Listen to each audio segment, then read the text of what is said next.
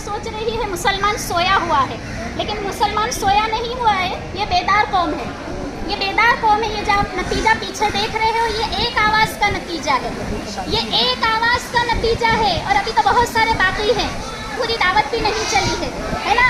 तो हम पर जो कानून लाया जा रहा है, हम उसके अपोजिट क्यों हैं, हम उसका विरोध क्यों कर रहे हैं।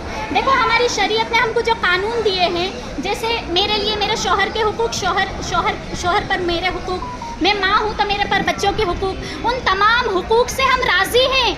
हमारी शरीयत ने जो उसूल दिए हैं उससे हम राज़ी हैं, तो हम पर नए कानून क्यों लादे जा रहे हैं। और संविधान के मुताबिक है ना, आर्टिकल 26, 28 और 29 के मुताबिक हमें अपने कल्चर को फॉलो करने की इजाज़त है।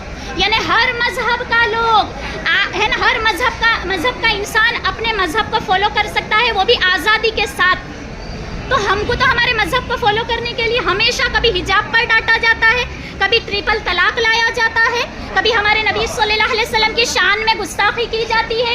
बार बार मुसलमान ही क्यों आ रहा है, बार बार मुसलमान इसलिए आ रहा है कि बेरोज़गारी का मुद्दा पीछे हट जाए, बार बार मुसलमान इसलिए आ रहा है कि शिक्षण का मुद्दा पीछे हट जाए, बार बार मुसलमान इसलिए आ रहा है कि औरतों और बच्चों की जो इज्जतें लूटी जा रही है ना, वो मुद्दा सामने ना आए। बस मुसलमान मुसलमान करके हर मुद्दे को आगे लाया जा रहा है, सारे मुद्दे पीछे हैं। फिलहाल गुजरात की सरकार पर 3.25 लाख करोड़ का कर्जा है, लेकिन यहाँ क्या लाई जा रही है, यूसीसी लाई जा रही है। सरकार तल पापड़ हो रही है यूसीसी लाने के लिए। पहले हमारे सारे मुद्दे हल करो। किसान आज तक खुश नहीं है, किसान को आज तक इंसाफ नहीं मिला है ना। तो कहा कि तुम लोग सिर्फ मुसलमानों पर जुल्म क्यों करते हो। और मैं तो कहती हूँ कि जब जब आपने मुद्दा उठाया है ना, खुद मुसलमान और दूसरी कौमें उस मुद्दे को पढ़ रही हैं। जैसे मैं मिसाल दूँ, आपने तलाक का मुद्दा उठाया, सारे हमारे हिंदू भाई बहन भी तलाक को पढ़ने लगे कि तलाक आखिर क्या है। आपने वक़्फ़ बिल उठाया, संसद में गृह मंत्री खुद कह रहे हैं, मैं आपको बताऊं वक़्फ़ का मतलब क्या है। वक़्फ़ का मतलब है दान में दी हुई ज़मीन। यानी आप खुद अब इस्लाम को पढ़ रहे हो। हमें तो बड़ा अच्छा लगा, इस्लाम फैल रहा है, हमको तो बड़ा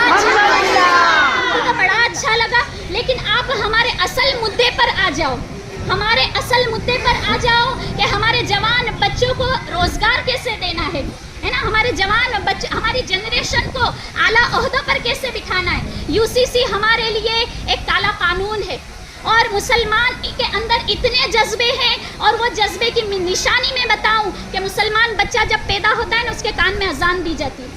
तो कोई मुसलमान सोया हुआ नहीं है, वो जज्बात वाला है, वो जागा हुआ है, उसके अंदर ईमान के शोले भड़क रहे हैं है ना। उस चिंगारी को बस आग बनाने की देर है। समझ में आया।